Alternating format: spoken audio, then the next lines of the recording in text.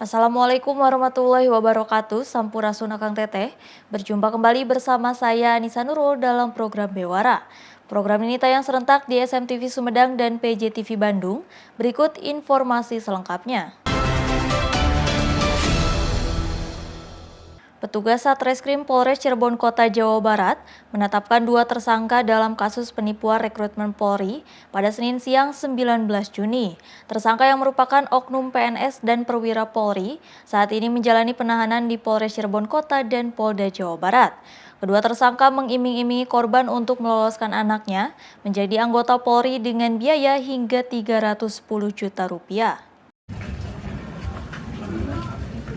Nuriana, oknum ASN yang baru pensiun ini, diamankan petugas Satreskrim Polres Cirebon Kota Jawa Barat pada Senin siang 19 Juni. Oknum ASN yang mengaku dari Mabes Polri ini telah ditetapkan sebagai tersangka penipuan rekrutmen Polri. Tersangka diamankan berikut barang bukti sejumlah kwitansi penyerahan uang hingga bukti transfer senilai 310 juta rupiah. Sedangkan satu tersangka lainnya yakni SW, anggota Polri aktif berpangkat AKP juga ditetapkan sebagai tersangka.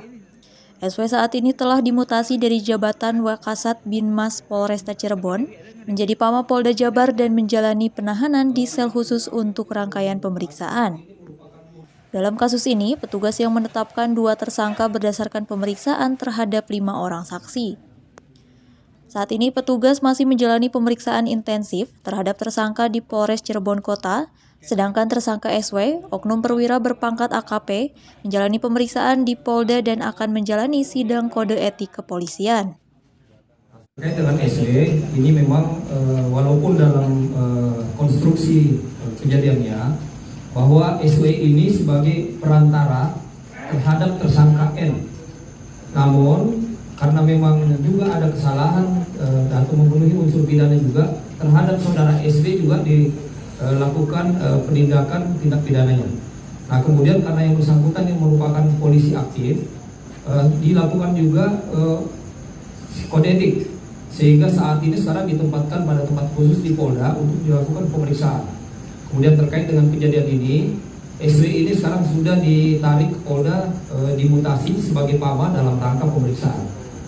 Nah, Bapak Kapolda cukup konsen dengan kondisi ini karena ini terkait masalah rekrutmen, di mana dianggap bahwa yang bersangkutan cukup mencoreng proses penerimaan rekrutmen polisi. Akibat perbuatannya, petugas menerapkan pasal 378 tentang penipuan dengan ancaman 4 tahun penjara. Petugas kepolisian memastikan dalam perekrutan Polri tidak dipungut biaya apapun, dan masyarakat harap melapor jika adanya oknum yang meminta biaya dalam penerimaan Polri. Dari Cirebon, Jawa Barat, Udin Pepe melaporkan.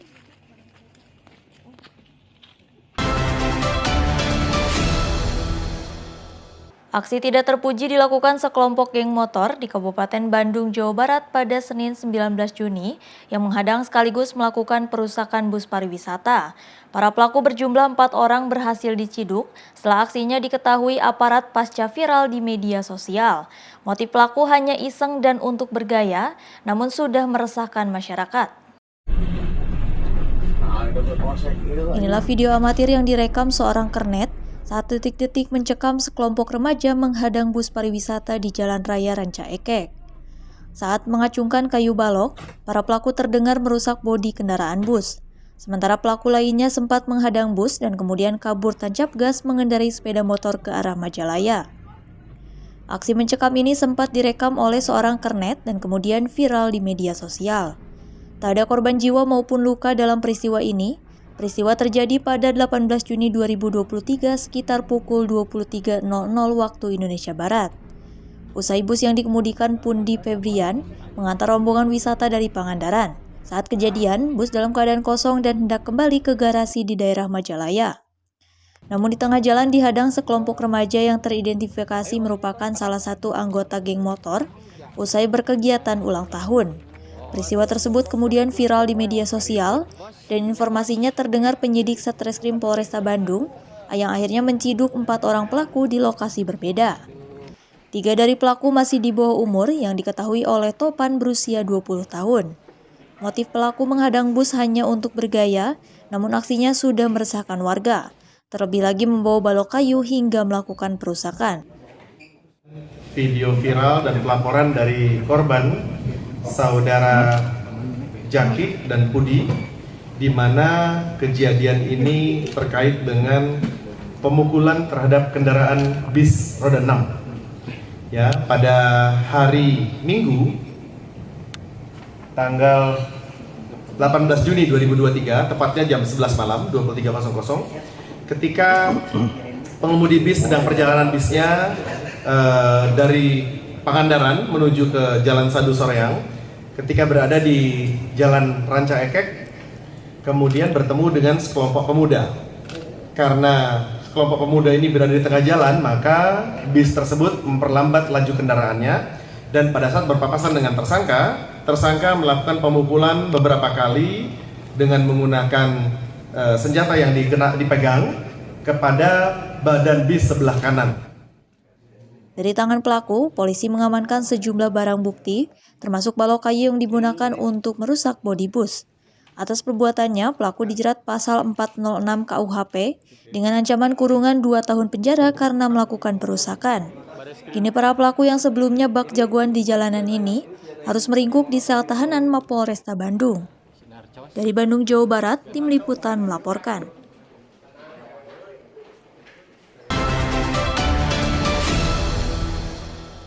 Seorang pria yang dibentak-bentak oleh pimpinan Pondok Pesantren Al-Zaitun Panji Gumilang, yang videonya viral di media sosial, diketahui merupakan seorang ASN yang bertugas di Badan Kesbang Pol Jawa Barat.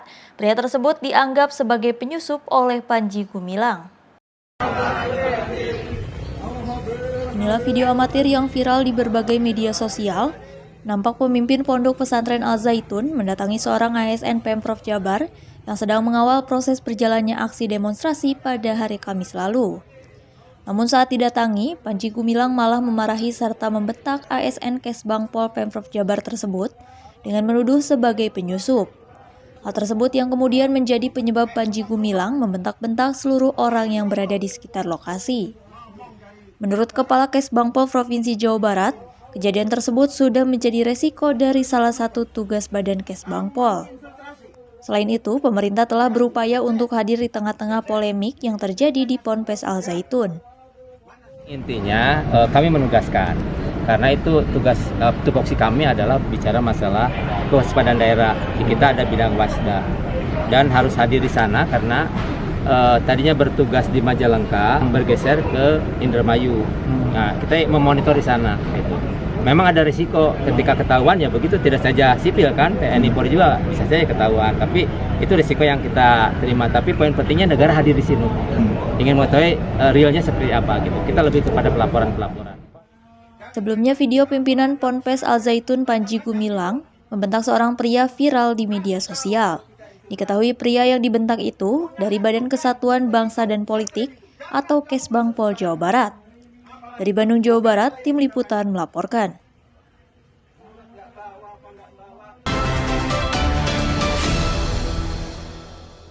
Pemerintah Provinsi Jawa Barat telah menggelar rapat khusus bersama MUI, Kemenag, tokoh ulama hingga ormas Islam untuk membahas polemik dugaan ajaran penyimpangan di Pondok Pesantren Al-Zaitun Indramayu.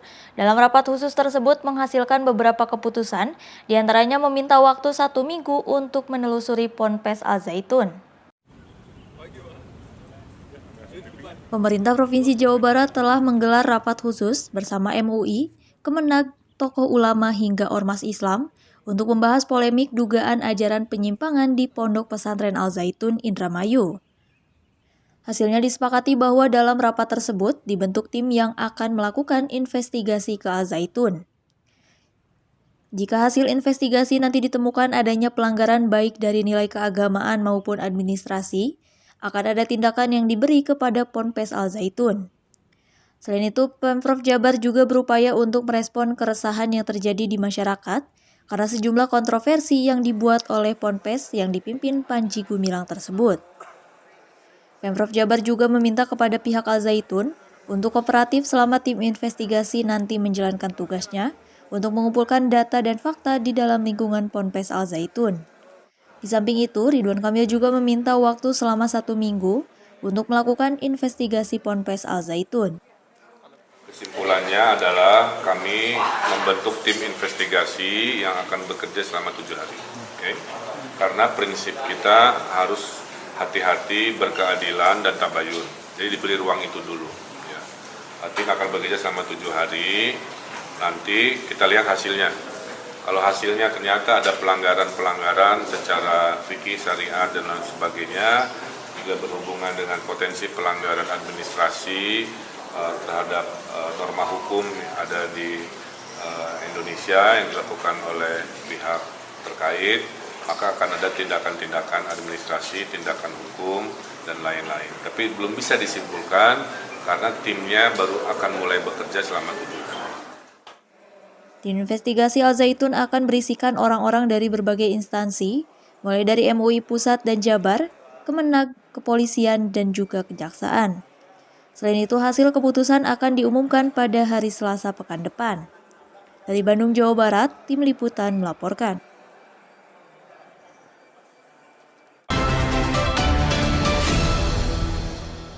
Diguyur hujan deras disertai angin, sebuah pohon sengon tumbang menutup jalan provinsi penghubung Kabupaten Sumedang dengan Malangbong, Garut, Jawa Barat di kawasan Dusun Tegal Panjang, Desa Ganeas, Kecamatan Ganeas pada Senin petang 19 Juni kemarin. Selain merusak atap warung dan memutus kabel listrik ke rumah warga, pohon tumbang mengakibatkan kemacetan arus lalu lintas sepanjang 1 km dari kedua arah. Pohon sengon tumbang menutup jalan provinsi penghubung Kabupaten Sumedang dengan Malangbong, Kabupaten Garut, Jawa Barat pada Senin petang 19 Juni 2023 kemarin. Peristiwa tersebut terjadi saat wilayah Sumedang diguyur hujan deras disertai angin sejak Senin sore. Beruntung tidak ada korban dari peristiwa tersebut, hanya saja sebuah warung mengalami kerusakan ringan pada bagian atap serta putusnya kabel listrik ke rumah warga. Menurut pemilik warung Uho Suhartini, saat kejadian pohon tumbang dirinya tengah berada di dalam rumah dan mendengar suara keras dari arah depan. Warga lainnya yang mengetahui adanya pohon tumbang langsung berusaha melakukan pemotongan pohon menggunakan alat seadanya dan melaporkan kejadian tersebut. Ini tiduran, tadi saya capek dari sawah, dari tiduran. Tahu-tahu ada yang apaan sampai berbunyi gitu. Nimpa rumah nggak, Pak? Ya? Nimpa rumah nggak? Itu sedikit di ujung itu. Itu ada. Bagian apa itu, Mak? Warung atau apa, Mak? Warung. Ada yang rusak, Mak? Ya, itunya itu. Atapnya. Atapnya. Hujan gede aja tadi. Terus yang tumbang ini apa nih, Pak? Pohon ini lamtoro. Lamtoro. Sampai putus itu kabel PLN yang ke rumah ini. Putus, ya. Saat tumbang, Pak, ini arus lalu lintas gimana, Pak? Saat tumbang arus lalu lintas gimana, padat nggak, Pak? Waduh, macet banget tadi, Pak. Macet, padat sekitar 1 kilo ke sana. Sementara petugas BPBD Sumedang yang datang setelah menerima laporan langsung melakukan penanganan pohon tumbang yang menutup jalan dengan cara pemotongan menggunakan gergaji mesin. Selama proses pembersihan pohon dilakukan, BPBD Sumedang dibantu TNI Polri serta masyarakat melakukan buka tutup jalan untuk mengurai kemacetan arus lalu lintas kendaraan. Badan jalan penghubung Sumedang Wado ataupun Wado Sumedang. Tidak ada korban? Untuk korban jiwa alhamdulillah tidak ada. Itu sempat tertutup tadi jalan, Pak? Sempat tertutup cukup lama karena memang kami pun dari mendapatkan laporan dari warga masyarakat itu pukul 18.15.00 dan kami dapat bergerak ke sini. Walaupun itu emang sedikit agak tersendat karena emang macet atau jalan yang tertutup mengakibatkan penumpukan di hampir sepanjang kurang lebih 1 kilo. Sementara setelah kurang lebih dari 1 jam, proses pembersihan pohon tumbang dilakukan, arus lalu lintas dari Sumedang menuju Malangbong, Garut, serta sebaliknya dapat kembali normal. Dari Sumedang, Jawa Barat, Usai Padiwihanda melaporkan.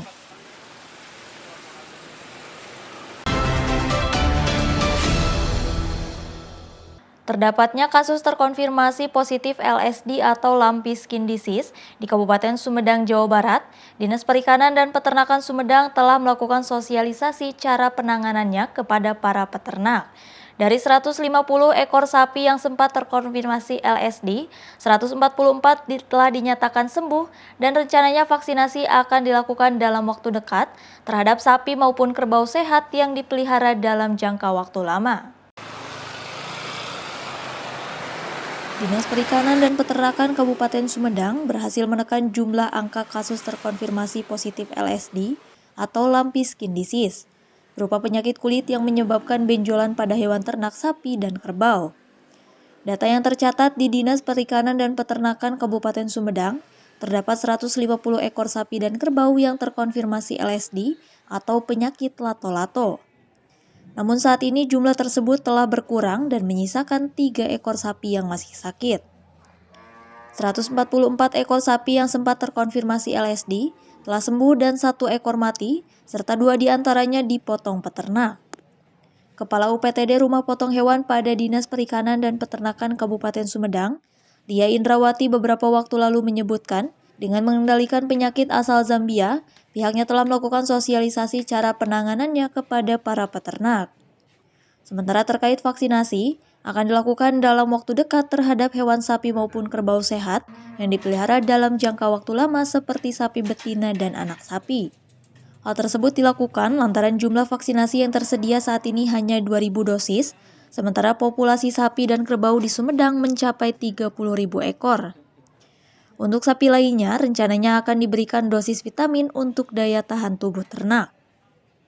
Sampai dengan saat ini, data menunjukkan terjadi 150 ekor kasus atau 150 ekor kejadian yang terjadi pada sapi. Tetapi dari 150 ini yang tersisa sakit itu hanya 3 ekor. Jadi sisanya 144 itu sudah sembuh, 1 ekor memang mati dan 2 ekornya mati karena dipotong. Jadi masyarakat tidak perlu resah akan penyakit ini. Ini bukan penyakit yang zoonosis, artinya bukan penyakit yang menyebar atau menular ke manusia. Ini hanya penyakit yang menular dari sapi ke sapi atau dari sapi ke kerbau, yang ditularkan melalui vektornya adalah serangga.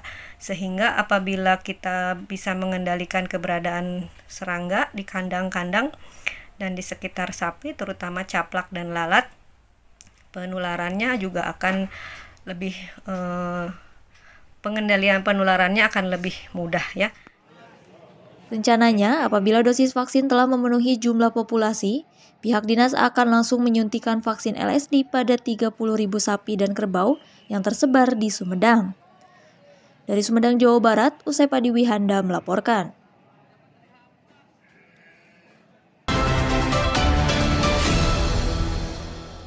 Puluhan kepala desa dan lurah di Jawa Barat mengikuti ajang lomba desa tingkat Jawa Barat yang diselenggarakan oleh Dinas Pemberdayaan Masyarakat dan Desa Provinsi Jawa Barat.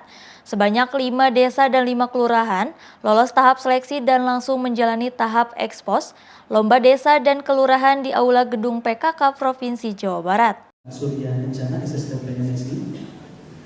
Dinas Pemberdayaan Masyarakat dan Desa Provinsi Jawa Barat menggelar tahap lanjutan dari lomba desa dan kelurahan se-Jawa Barat. Para kepala desa dan lurah yang ada di Jawa Barat ini mengikuti ajang adu gagasan dan inovasi dalam perkembangan wilayahnya masing-masing. Mereka juga membawa aneka produk unggulan dari desa yang memiliki nilai jual tinggi, hasil kerajinan tangan warga masyarakat.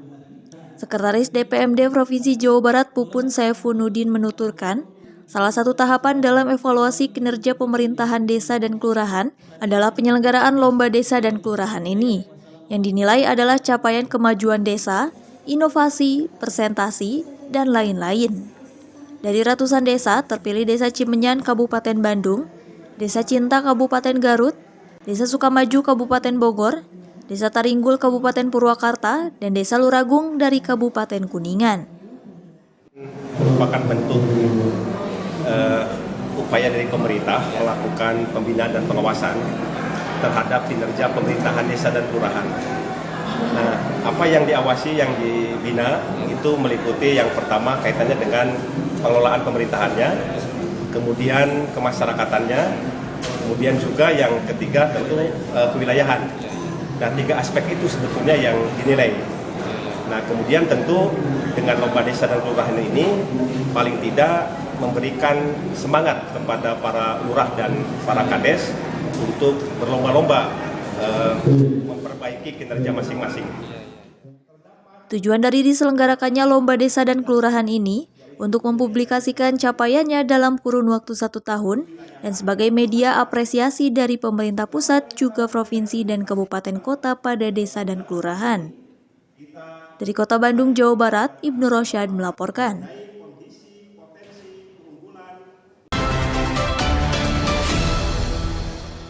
Dinas Pendidikan Provinsi Jawa Barat secara resmi mengumumkan hasil seleksi tahap 1 penerimaan peserta didik baru atau PPDB tahap 1 pada Selasa 20 Juni 2023. Distrik Jabar mengaku akan terus melakukan perbaikan sistem dan mekanisme proses PPDB tersebut.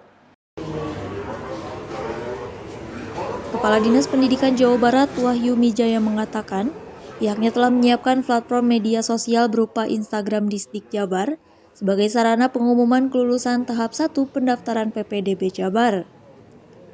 Pihak Dinas Pendidikan menyiapkan pelaksanaan PPDB Jabar 2023 tahap 1 ini berjalan lancar. Meski sempat terkendala masalah teknis dan jaringan internet, namun bisa diatasi dengan baik. Alhamdulillah pelaksanaan PPDB untuk tahap pertama berjalan lancar. Ada beberapa masukan, ada beberapa hal yang memang harus kita sama-sama kita perbaiki, tapi langsung kita selesaikan. Jadi alhamdulillah relatif seluruhnya berjalan dengan sesuai dengan rencana. Nah, kemudian untuk besok pengumuman dari seluruh pendaftar yang masuk ke kita, tentunya dari jumlah, kan ada jumlah pendaftar dengan jumlah kuota yang memang kita terima. Ada yang pastinya ada yang masuk, ada juga yang tidak kan ya. Seperti diketahui, PPDB SMA, SMK, dan SLB tahun 2023 di Jawa Barat berlangsung sejak 6 hingga 10 Juni 2023 lalu. Adapun jumlah pendaftar tahap pertama PPDB tahun 2023 di Jawa Barat mencapai sekitar 317.000 peserta. Jumlah tersebut terbagi untuk SMA 55,3% dan SMK 44,7%. Pada hari Selasa 20 Juni 2023 merupakan jadwal pengumuman kelulusan yang akan diumumkan oleh Distrik Jabar. Dari Kota Bandung, Jawa Barat, Ibnu Rosyad melaporkan.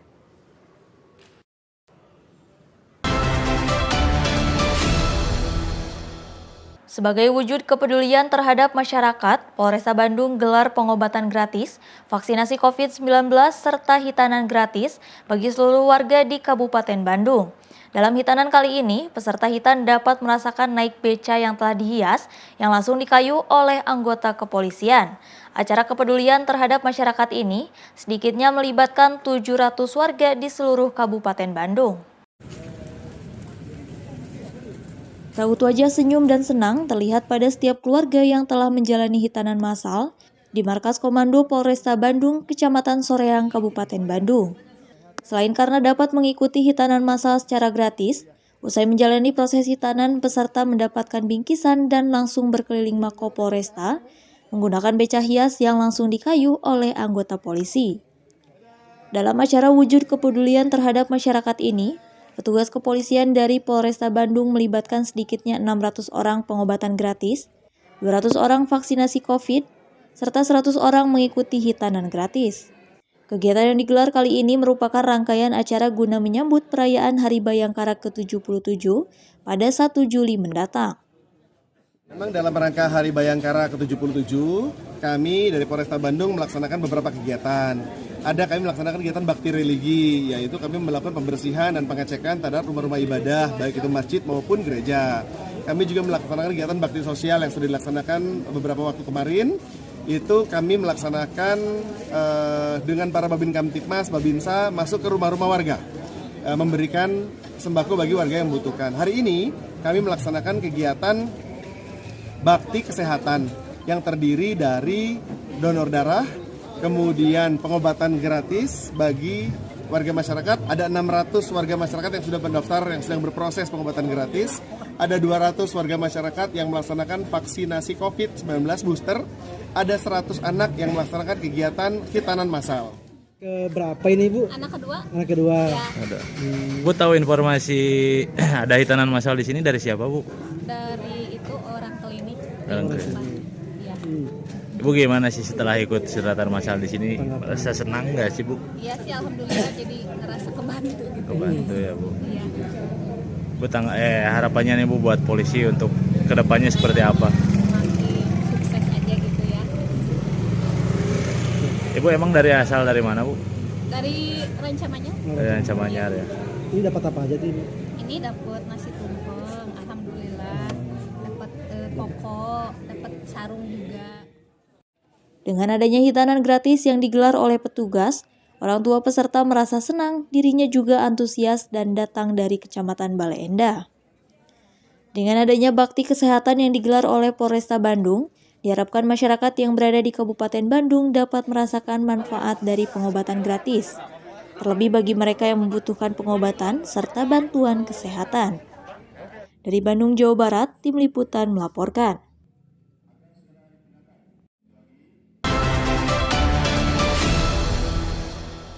Madrasah Diniyah Takmiliyah Amiliyah Masjid Al-Huda menggelar imtihan dan pertunjukan tari bernuansa Islami sebagai wujud rasa syukur karena telah menyelesaikan pendidikan agama. Dengan mengenakan pakaian yang dihias, anak-anak santri Al-Huda ini menunjukkan kebolehannya dalam menari. Madrasah Diniyah Takmiliyah Amaliyah Masjid Al-Huda yang berlokasi di Jalan Sukarajin, Kecamatan Cibenying Kidul, Kota Bandung, menggelar imtihan dan pertunjukan tari bernuansa Islami sebagai wujud rasa syukur karena telah menyelesaikan pendidikan agama. Dengan mengenakan pakaian yang dihias, anak-anak santri Al-Huda ini menunjukkan kebolehannya dalam menari. Suasana pun meriah karena disaksikan oleh para orang tua yang merasa bangga melihat anak-anak mereka lulus di tahun pertama. Ketua DKM Masjid Al-Huda menuturkan, jika kegiatan imtihan ini pertama kali digelar karena sebelumnya terhalang oleh pandemi COVID-19. Hanya untuk Sukarajin kami membuka untuk Sukaseneng dan sekitarnya Lemah Ngendek, mana yang mau ngaji ke Al-Huda inilah milik semua, ya milik umat, bukan hanya untuk Sukarajin. Gurunya pun mangga yang punya kompetensi warga sini silakan ikut membantu mengajar di Al-Huda. Begitu di sini kekurangan, maka dari luar juga bersama-sama kita didik ya anak-anak mitra pendidikan di Al-Huda. Rencananya, imtihan dan kreasi seni ini akan digelar rutin sebagai apresiasi terhadap para santri Masjid Al-Huda agar lebih rajin dan semangat dalam membina ilmu agama sebagai bekal dalam menjalani kehidupan sehari-hari. Dari Kota Bandung, Jawa Barat, Ibnu Rosyad melaporkan.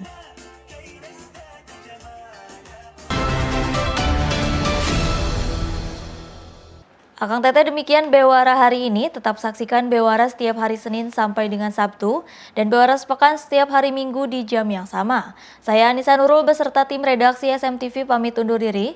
Terima kasih. Wassalamualaikum warahmatullahi wabarakatuh.